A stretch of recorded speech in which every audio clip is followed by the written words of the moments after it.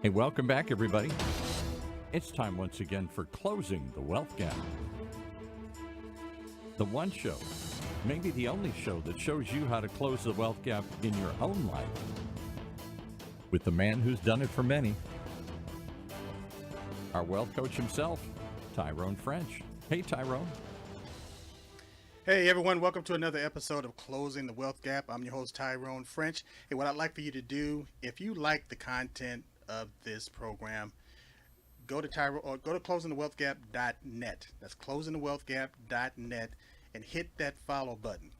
Also, I got another special treat for you. You can literally go to tyronefrench.coach, download my business card. It's a digital business card that has a lot of information on there. And guess what? We priced it to where everybody could afford it. It's absolutely free. It's the best way to contact me.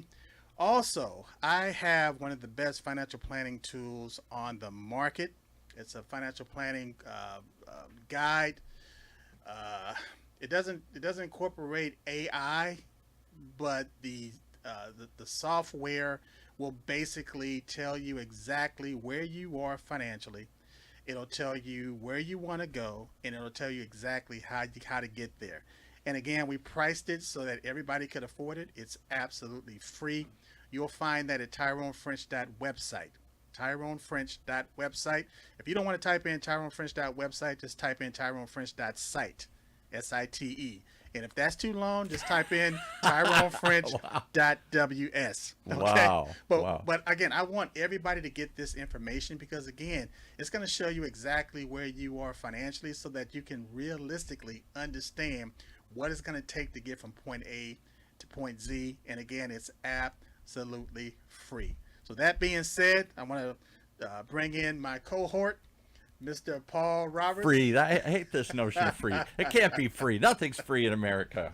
Yeah, man. You know, I just found I wrote this book called Closing the Wealth Gap. Yeah. And I get these publishers all the time trying to call me, and they want to do some marketing on it and distribution and things like that.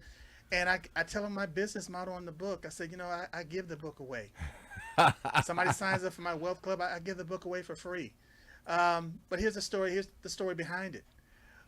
What I found was that if I'm talking to somebody, I meet a prospect, somebody that has an issue financially, right, and I give them my book. They do their due diligence. They go to my website. They see my A+ rating with the Better Business Bureau. 9 times out of 10, I'm going to do business with them. So, but you said something today before you came in. I just got to bring it up. I thought that was one of the wisest things I've heard you. You said some wise things. But I thought this one just stuck in my head. You said, you were talking about some frustration you had dealing with some client. And you said, from now on, I'm just working with the willing. Yes. I'm not going to keep bending elbows and begging people and pushing. And I said, just like my daughter and now her grandkids. Hey, you want to go do something? Yeah, let's do it. Okay, then you got to do this first. Okay, Grandpa, we'll do it. And I come back. Did you do it? Oh no, not yet. We'll do it later. But we really want to do this. We really want to go to the park. We really want to do. Okay, then you got to finish your chores. It sounds like your daughter and my daughter's on the same team. Oh. They're running the same playbook. And so I'm always. You said you want to go to the park, and I said first we got to clean your room, okay? And they went okay. And then I come, did you clean your room? Did you put your stuff away? Oh, not yet, but yeah. They just want to cut to the good part. They don't want to do the hard part. But here's the thing, though. Somebody put something on Facebook the other day, and it was an iceberg. And what they were showing the tip of the iceberg, and like people wanted to emulate based on success. Right. And so they want the tip of the iceberg, but when you look under the surface, that's where the majority of that. Yeah. And so what it showed was all the disappointments, all the heartaches, all the failures, all the disappointment, all the things that you went through in order to get to that success. And so as human beings, again, we want it right now. Absolutely. But what I found is that people really do the things that they really want to do. And they find a way of getting it done. But they say, I don't disagree. But on the surface, my grandson says, I want to go to the park. And I just set one little thing. All right, to do that, you got to do this. Yes. Is that a problem? No problem. Easy to do. I'll gladly pick up my toys so we can go to the park. Right. I make that the price. I make, like you're making the book free here. I make it as close to free as I can do. If you do this one little thing, we'll do what you want. We'll get this reward. And they all want the reward, but even that little bit of effort, I got to push them. I got to remind them. I got to Right. stay on top of them. And I guess that's what a coach does. But more and more we all just say, I'm not going to, I quit trying to push. People listening today have been listening over and over and over again. And they know what they should do, and they know what they could do. What's holding you back? But the thing is, it really is a mindset, Yeah. and it goes back to intention, or let's say passion. Okay. When you understand, when you have a passion for certain things, a lot of times your purpose is revealed in that passion.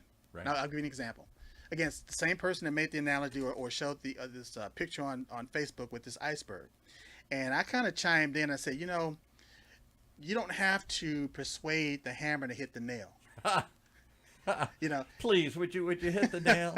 And not only do you not have to persuade the hammer to hit the nail, but the hammer enjoys it.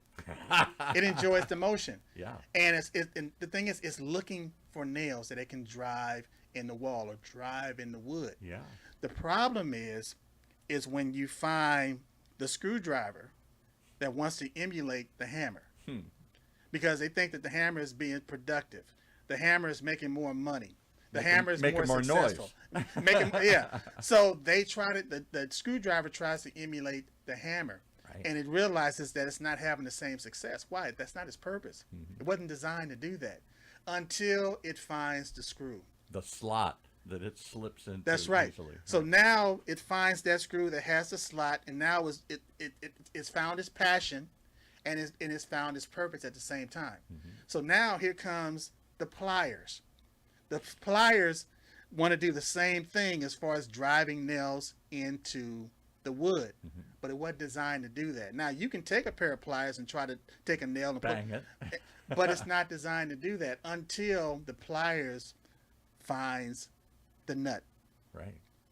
So now it takes that nut and it finds its purpose. So we're so busy trying to emulate other people's and trying to get the success based on their passion without trying to find out, what am I passionate about? And the what whole is my world purpose? is a hammer these days. Everybody wants to hit you hard, or be tough and rough. Whether it's a musician or a politician, everybody wants to be huff and puff and bang it. It's easy. I just take this and drive it home. Not every, and as somebody else wants the same kind of analogy, if all you got is a hammer, then everything looks like a nail. You want to hit everything. Yeah. You never think of applying pressure, or twisting, or screwing it in, doing anything else but hitting it. Well, I tell you what, that's a perfect segue as far as the title of this show. Okay. It's I'm going to expose the best investment that you're ever going to find with the greatest return, and I'll guarantee it. That's a bold statement. We've done lots of financial shows through the years with you and others. Everybody usually wants to qualify it. This is good, but check with somebody. I don't want to say this is the best way. I don't want to say for sure you're going to make money. I don't want to say there's a guarantee about anything here. You're saying this is the best investment, guaranteed. It's going to give you, it's not only is the best investment, but it's going to give you the greatest return, and I'll guarantee it. Wow. But I tell you what, before I let people know what this investment is, yeah, I want people to know, in finance, you have two basic rules. Okay. And if you got a pen or a piece of paper or in your phone, you want to write it down. I'm going to say it again. It's that simple? I'm going to say it again so that you can gather yourself and get this information. I'm going to take a drink here. I got to think about this one. All right. The number one rule of personal finance is to pay yourself first. Pay yourself first. First and foremost. First and foremost. I pay everybody but me first. I write down all the checks, and then I look and see what's left. Oh, nothing for me this month. Maybe next month, Paul. But again, you have like three mindsets. You have the mindset of a poor person, you have the mindset of a middle class person, and then you have the mindset of a wealthy person. Right. When you're dealing with the mindset of the poor, because we live in a class society, and we tend to talk about the middle class. But if you really focusing on those three class structures, you're talking about the lower class, the middle class, and then the upper class or the high class. The lower class, they tend to focus on income and expense.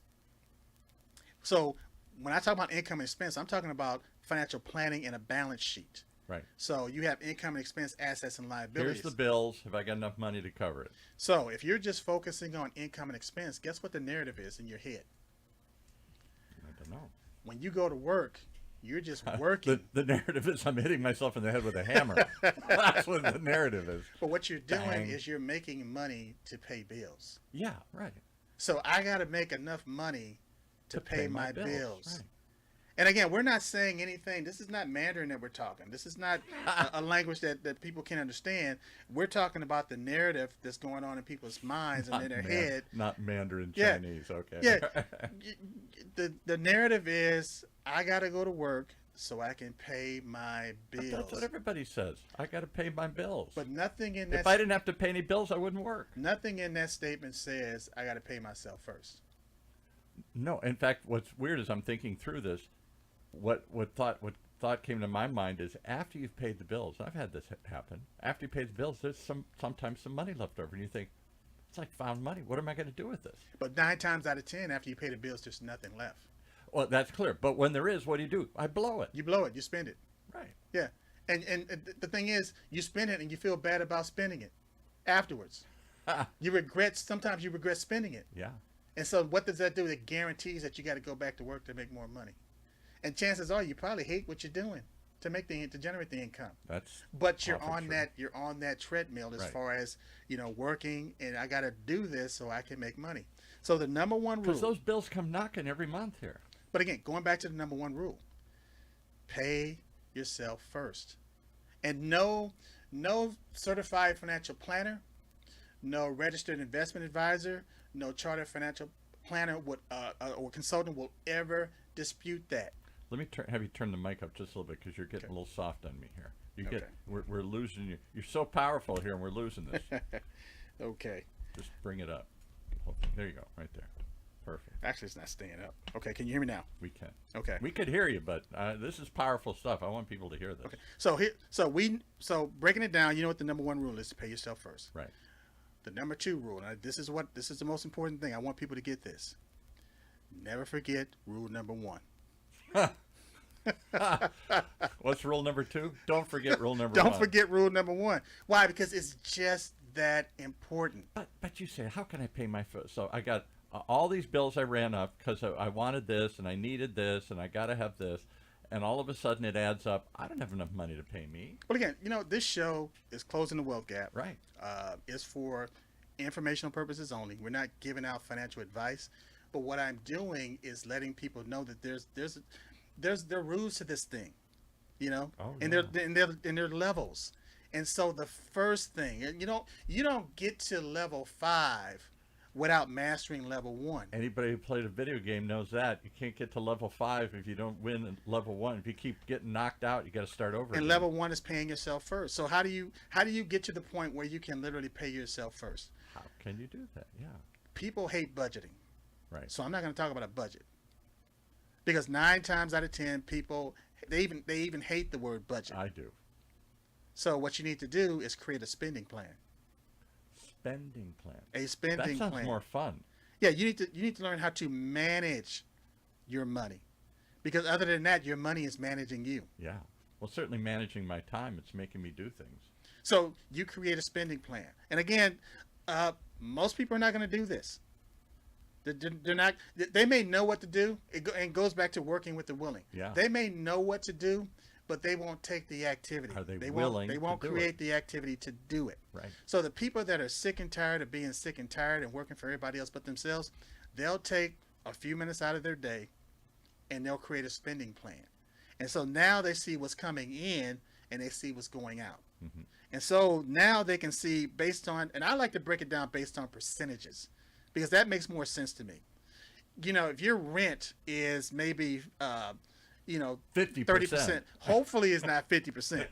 But if your rent is like maybe 20 or 30% of your income, Right. then you can see all the other things, the frivolous stuff that you're spending money on that Right. just doesn't matter. Right. And so if it's 1% here and 2% there and 3% there on things that don't matter, eventually you're knocking out 10, 20, 30% of things out of your budget or your spending plan that just don't matter. Mm-hmm.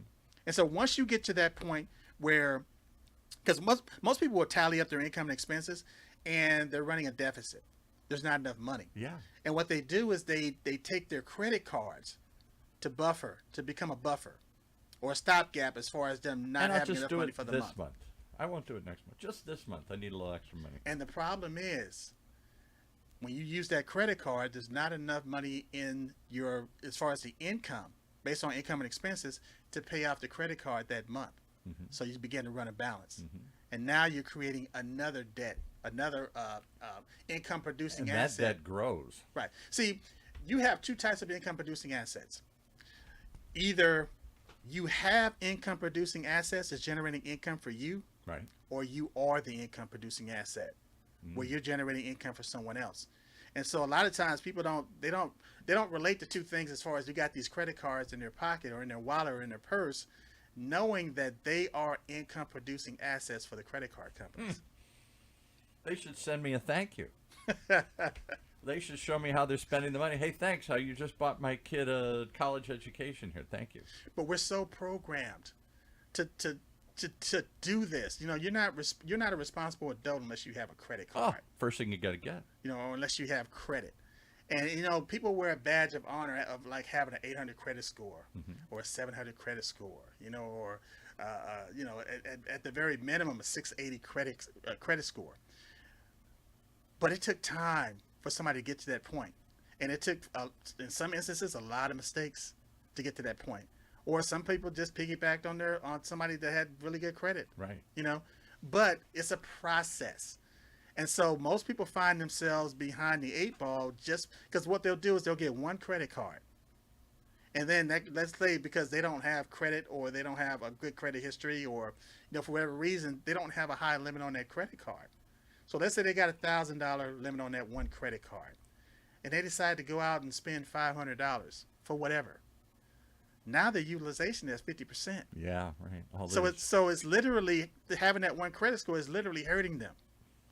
To do, you know, if they had 5 to credit use cards and had $5,000 at their disposal, now you're using only one, whatever it is, less than 1/5, 1/10 or something of that. So yeah. my point is, you have to learn how to drive. You have to learn how to drive before you drive a car. Yeah. And what I mean by that is, you're not going to give somebody a car Don't that hand don't them know, the that don't know how to keys. drive. You're No. not going to give them the keys. You're not going to do that. But financially, we throw all these financial products and services and people and say, go for it. Particularly younger people. And these you days, find yeah. yourself crashing, and it takes you years, months or years to recover from those mistakes. And a lot of times you're traumatized. Yeah. So now you don't want to do it again. Right. So now you find yourself being unbanked, meaning that you don't want to keep your money in the bank. You don't want to have credit cards and all these other things that you can actually use to get you to another level Because it financially. got me in trouble. I don't want that anymore here. Yeah. Yeah. Well, all right. So you still haven't told me, how do I pay me? How do I not pay the landlord? How do I not pay the credit card? How do I not pay the car company? So again, the The first cell thing, phone.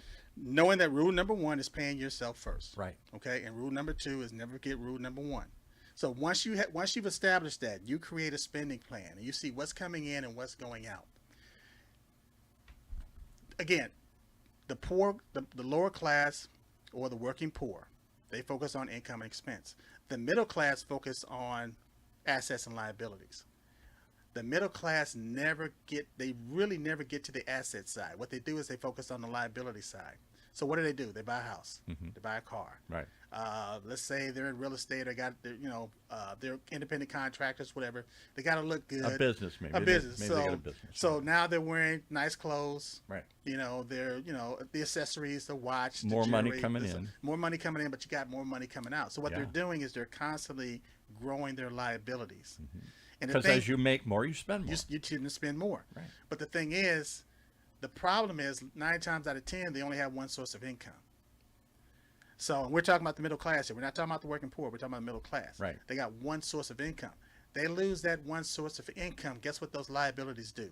Eats them. Yeah. It eats them alive. You know, it's funny you say that because I had a very good friend of mine who's a lawyer, very successful lawyer, and he handles very rich people. He does most real estate transactions, so he handles big real estate developers. And I said something. I said, well, you got it made. He said, phew, I got it made. I said, well, look at all the money you make. You make hundreds of thousands of dollars a year. He said, all that happened is as I made more money, I spent more money. Right. As I made more money, I had to have a bigger house. Yes. And then I had to have a bigger car. I couldn't get by with the same car I had. I felt I had to have a bigger office and everything. He said, all I did is just, he said, I don't make any more money than I did 20 years ago. You know, I spend more. As you're telling that story, it reminds me of somebody in a field with a shovel digging a hole. And they're digging that hole deeper and deeper and deeper. But the thing is, as they dig the hole, they're not digging the hole on the side. They're in the middle. They're in the center of the hole as they're digging. Right. And they're throwing the dirt out the hole. So eventually they dug the hole so deep that they can't get out. Right. Yeah, right. And that's what he said. And that becomes the norm. He felt kind of trapped. And I said, how long are you going to do this? He said, how long until the day I drop? I can't get off this cycle. I'd have to downsize. My wife wouldn't accept a lower standard of living. My kids wouldn't accept a lower whatever he gives them. Everybody is on this gravy train and expects him to produce, and as he produces, everybody spends more. Well, that's the American dream. Well, that's to me. Make more, spend more. That's the American nightmare. So let me tell you about the other class. You got a high class, right? Or you got the wealthy class. The wealthy class don't focus on income and expense. They don't, and they don't even focus on liabilities. The first thing that they focus on is the asset column. Yeah. What do we first and foremost? And the thing is, let's say if there's no assets there, and I'm not telling you from based on what I read in the book, I'm telling you what I've experienced, and even with dealing with my clients. Yeah. The first thing that they're focused on, and it's a mindset, it's a frequency. A lot of wealthy people, and this is going to be a shocker for people, a lot of wealthy people are extremely lazy. Ha! Yeah, maybe. You would think that they're harder worker. See, the person that's focused on income and expense, they're hard workers. They've been sold on you got to work hard. Right. You got to have 2 jobs or 3 jobs. You got to work hard. Blah blah blah blah blah. Wealthy people don't think like that. Which again, I use the term lazy because they don't want to work hard. They want to take work, trips. They want to be smart about their activity. Right. They want to be more efficient. And they all have, as you've made clear, they all have more than one source of income. So the money doesn't come from here. They got a business that's bringing in some money, and they got some investments that bring in some money, and then maybe they got some stock, or maybe they got I don't know. You list all these things as things that are producing revenue for them. So here's my point. See, if you want to be wealthy, you got to do what wealthy people do. Matter of fact, you need to stop hanging out with the people that's in the poor class or the middle class. Tell my friends and start working and start hanging out with people that are wealthy or in the position that you want to be in, that you want to emulate. So here's my point. You focus on the asset column, and if you don't have any capital, if you don't have any assets to start with, guess where they come from? The initial assets come from paying yourself first. And the general rule is to take 10% of your income and apply it to your asset column. But when you pay yourself, do I just party with that money? Do I just blow it and say this is for fun? Or do I take it and invest it and turn it into an asset? If you're just focused on income and expense, then you're going to blow it. Right. But if you're focused on I'm focusing on my asset column. So I'm going to accumulate enough money in this column to whereas now I have capital to whereas I can invest. I know a guy that has a chain of restaurants. He started with one, and he did work very hard to get the one. He put in long hours to make it success. What he didn't do is he didn't go out and buy a new car and a new house with that newfound money. He bought another restaurant. Yes. And then he bought a third. Yes. And then he bought a fourth. And now he's got a whole bunch of them. Or I see this with dry cleaners or liquor stores or gas stations or pick any small business. Franchises, anything. Franchises, yes. Right. And the true people who have wealth didn't take it and blow it. They reinvested it, so now they got 2. And then 2 turns into 4. We have a guy who does a big real estate show here. He talks about this all the time. He said, I didn't come from a ton of money. He said, I had a little bit of money, and I had a good job as a commercial real estate broker. He said, what I did different than everybody else is I started buying these things. And the first one was hard. I had to scrape together every penny I could. and then trying to pay it off. And then, but the rent from this little apartment that he bought, this duplex, started. He lived in the top floor, and somebody rented the down floor, and that paid for his rent. So now he took his rent that he would normally pay and applied it eventually to another. He now owns 100 of them.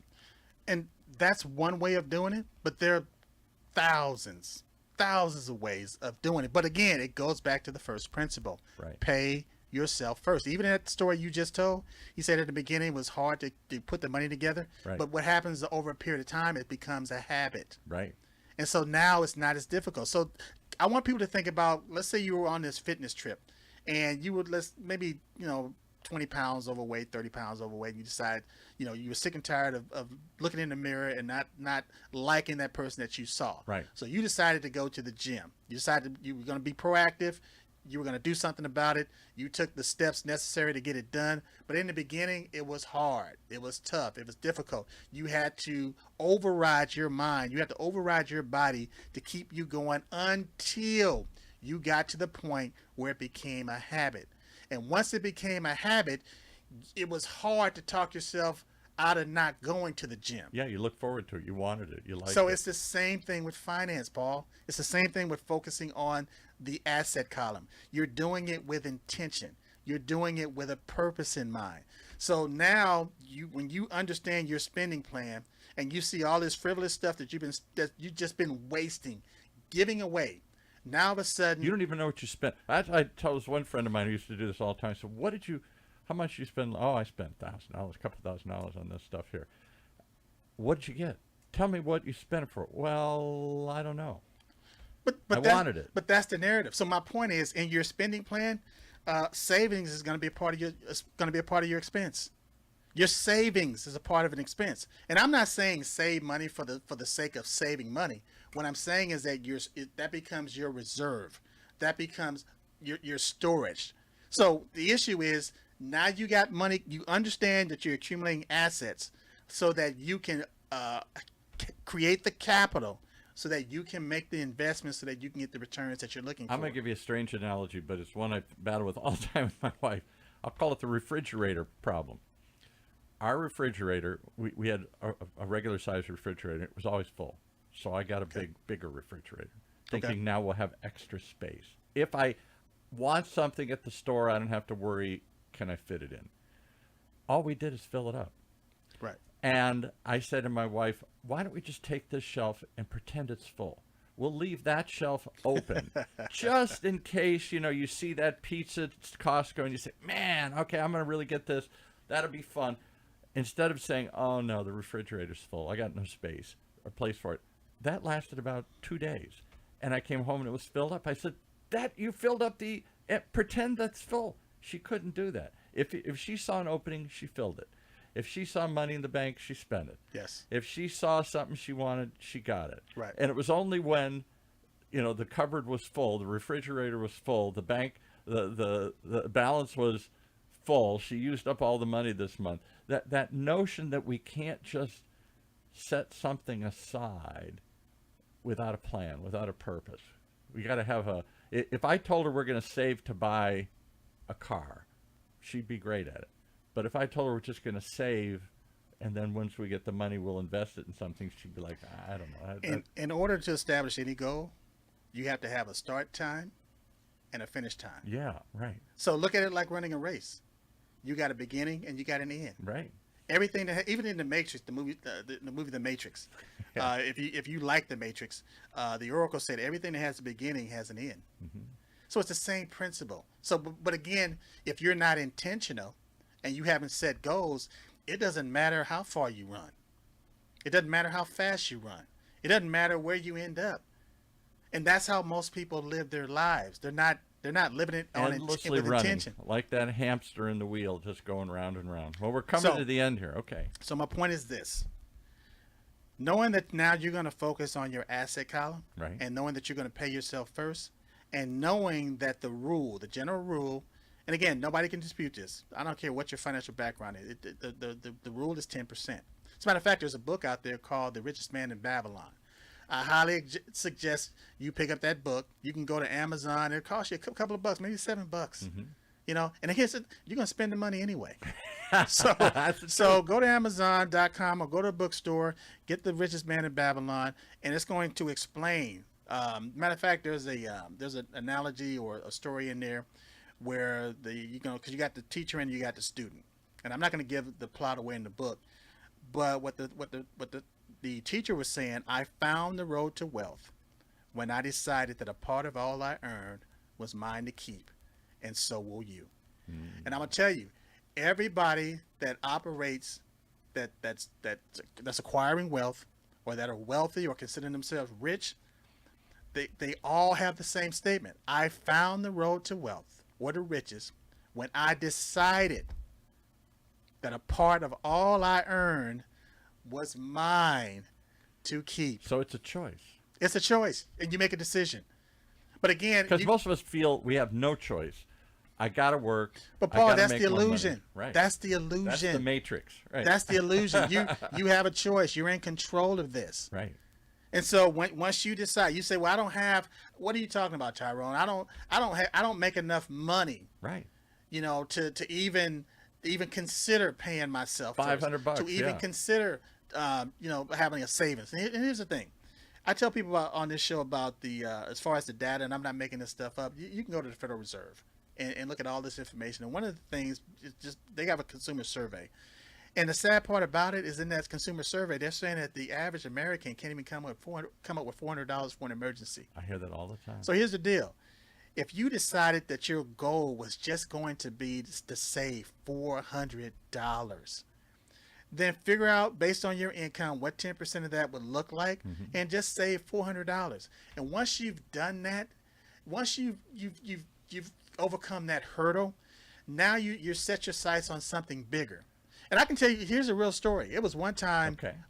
when I first started out, I just wanted to save $50. I just seemed impossible. I just wanted to be able to save 50, because again, you could put money in your savings account or in your checking account, but then you go back and you pull it out. Yeah. And I just wanted to be able to save $50. Then the $50 became $500. Then the $500 became $5,000. So my point is, it grows. So when some people look at these analogies, or they look at these examples that we're using, and they say, well, you know, I'm above that. I'm way above. I'm beyond that. None of this stuff is going to apply to me. When I tell people, hey, look, just add a zero behind it. You know, if saving $100 is a breeze for you, then add a zero, make it 1,000. Right. And if 1,000 is not, just add another zero, make it 10,000. Right. And if 10,000 is not, then add another, make it 100,000. Yeah. And if 100,000, I mean, if you're a real stud, you know, add another zero and make it 1,000,000. Yeah. But what I'm telling you is the principles remain the same. You're all the same. And people, they pay themselves first. They focus on their asset column. They create enough capital to invest in the things that they want to invest in to get the return. So you got to give us the payoff. And then it compounds over time. So is this the greatest investment you're talking about? The greatest investment that you can ever make, that's going to give you the greatest return, and it's guaranteed. And we save the best for last. That's right. That's right. Time's up. Tell us the thing. We've waited the whole half hour to hear this. Is to invest in yourself. What? First, not last. Change the paradigm. Invest in yourself first. Personal development. First, you take some off the growth. top and you put it in your pocket for you. Well, again, you never get to the point of paying yourself first unless you're personally developed. You never get to the point of saving your, paying yourself first and focusing on your asset column unless you are personally developed first. Should I be? Is this too crazy? Should I write a check to Paul, and cash it? I mean, I'm physically, because I'm writing a check to Bank of America and to my car and all this other stuff, my credit cards and everything. I write all these checks out every month here. Should I write a check to me? The first. I think it was Aristotle who said the best and greatest victory is to conquer self. Right. So the first thing you need to do is pay yourself. So like you said, write a check out to yourself first. And here's the thing: what's going to happen? Your expenses are going to contract. Because who made those expenses that you have right now? Who made them expand? You did. You, based on your decision and your choice. So once you change the paradigm, once you change the dynamics, then your expenses are going to contract. And now you're going to have more income to play with. Now, again, the rule is to have multiple streams of income. Right. I have multiple streams of income. So if I lose one income, it doesn't matter. Right. If I lose two income sources, it doesn't matter. Right. I can use 3 or 4 income streams. It doesn't matter because one income stream satisfies my expenses. Right. So again, it becomes a game, Paul. And it becomes, you find your passion in it. And here's the thing, you're not really doing it for yourself. Because a person that has personal development understands that it's not about you, it's about other people. Give so that you can be a blessing to others. You begin to, it's like my mother would say, you know, I wish I were in a position to where I could help other people financially. Sure. And she would say that, I mean, I've heard her say that for years and years and years. And my dad passed away, left her, you know, some money, the house and stuff like that. But again, she still felt like she wasn't in a position to where she has kids, she has her grandkids. She wanted to be able to help her kids and grandkids. Yeah. But then she had an aha moment. Because my mother can get on the phone and say, I need this, or I need for you to take care of this, I need for you to take care of that, and it would get done. My mother had 7 kids. Mm-hmm. And all her kids are grown. We lost one 19-year-old when he was in a terrible car accident. So she lost a son. But my mother can pick up the phone and ask her kids to do anything for her. And this is a done deal. Or she can say the same thing as far as, I need you to help so-and-so. So all of a sudden she had this aha moment when she began to understand what leverage was. Yeah, right. And so she didn't have to have it in her bank account. She didn't have to have it in her possession. But she still had access to it. She had an account with all of you. There was some credits due. Well, I give you credit for making me think about this stuff here, that's for sure. And I really do appreciate it as a mindset.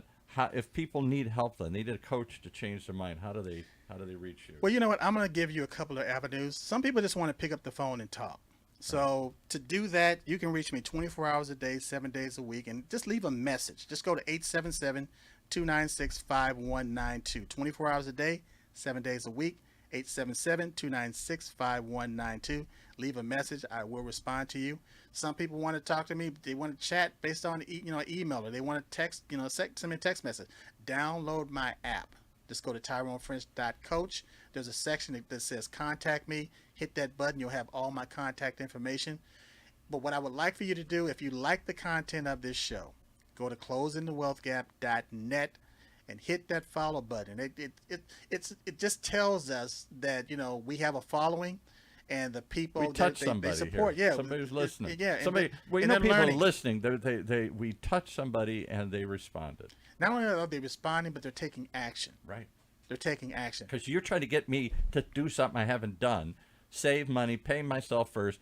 All of that's a habit, and habits start with an action. And the first action's hard. Hard to get off the couch. Hard to go to the gym. Hard to say, I'll do that tomorrow. Like my grandson. Always. Tomorrow is always the answer. Well, Paul, I tell you what, move to the front of the class, buddy, because you got it. But one other thing.